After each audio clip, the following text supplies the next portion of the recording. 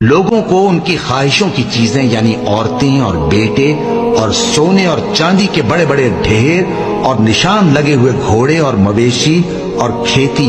بڑی زینت دار معلوم ہوتی ہیں، مگر یہ سب دنیا ہی کی زندگی کے سامان ہیں اور اللہ کے پاس بہت اچھا ٹھکانہ ہے۔ اے پیغمبر ان سے کہو کہ بھلا میں تم کو ایسی چیز بتاؤں جو ان چیزوں سے کہیں اچھی ہو؟ سنو،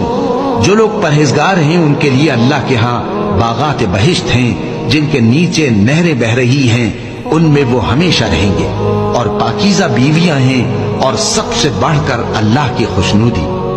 اور اللہ اپنے سب بندوں کو دیکھ رہا ہے جو اللہ سے التجا کرتے ہیں کہ اے پروردگار، ہم ایمان لے آئے سو ہم کو ہمارے گناہ معاف فرما اور ہم کو دوزخ کے عذاب سے محفوظ رکھ۔ یہ وہ لوگ ہیں جو مشکلات میں صبر کرتے اور سچ بولتے اور عبادت میں لگے رہتے اور نیکی میں خرچ کرتے اور اوقات سحر میں گناہوں کی معافی مانگا کرتے ہیں۔